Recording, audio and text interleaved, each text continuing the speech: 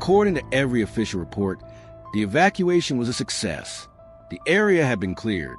Emergency services confirmed that civilians were no longer exposed to immediate danger, and internal updates described the situation as controlled. People had followed instructions, moved to designated safe zones, and waited there calmly for further information. For several hours, nothing changed. Medical teams remained on standby. Law enforcement secured access points. Communication channels stayed open. From the outside, the response appeared disciplined and effective. The worst outcome had been avoided. Then a new instruction entered the system. It did not arrive as an emergency alert. There were no sirens or urgent broadcasts. It appeared as a routine operational update, transmitted through official channels and logged like hundreds of others issued every year. To anyone reading it out of context, it looked procedural, almost administrative. The instruction authorized a partial return, not because conditions had improved, but because updated assessments suggested the risk was lower than initially estimated. The language was cautious, technical, and carefully worded. It did not say the area was safe. It said the danger was acceptable. That distinction mattered. The order was relayed downward. Coordinators passed it to field units.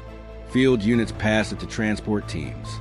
By the time it reached the people who had been evacuated, it sounded simple. They were being sent back. Some responders hesitated.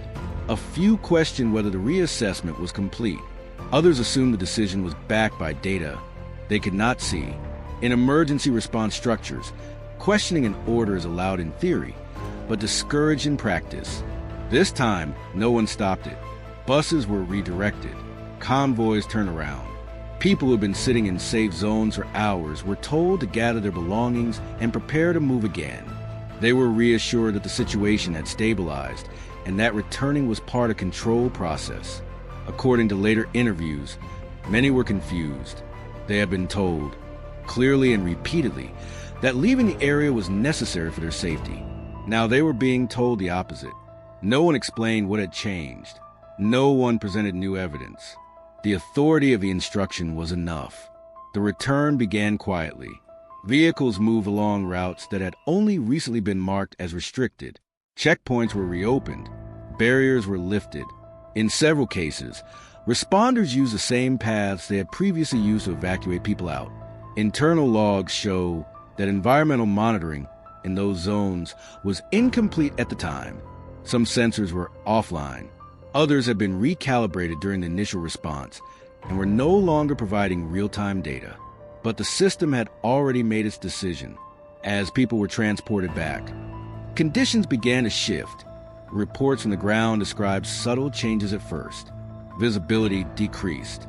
Measurements fluctuated outside expected ranges.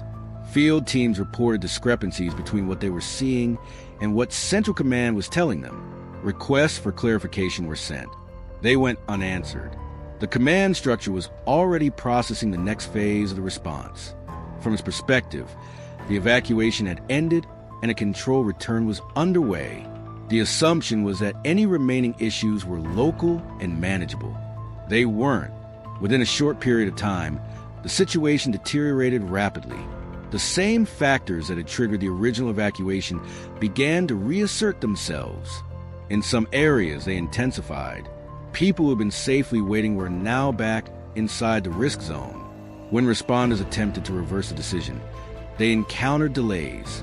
Some units had not yet received updated instructions. Others were already committed to escorting return convoys. Communication channels became saturated as contradictory messages circulated. A counterorder was eventually issued. It arrived too late. The aftermath forced a review that officials had hoped to avoid. Internal investigations confirmed what many responders already suspected. The decision to authorize a return had been based on incomplete data and optimistic projections. The models used to justify it assumed stability that did not exist on the ground. Most importantly, the review acknowledged that the evacuees had been safer before the order was issued. They had been out of danger. They had been protected. They had been waiting. The order changed that. Responsibility, however, was difficult to assign. No single individual had made the call in isolation. The instruction emerged from a process involving multiple departments, automated assessments, and layered approvals. Everyone involved had acted within protocol. That was a problem. The system had no effective mechanism to pause, challenge, or override a decision once it was formally logged. By the time the consequences became clear, the instruction had already gained institutional momentum. Public statements focused on lessons learned and future improvements. Language was carefully chosen to avoid direct acknowledgement of fault. The return was described as regrettable and based on the best information available at the time. But internal documents were less ambiguous. They showed that caution had been replaced by efficiency. That uncertainty had been resolved not by waiting for confirmation, but by moving forward anyway. That the pressure to normalize the situation had overridden the need to ensure safety. For those affected, the distinction was meaningless. They had followed every instruction.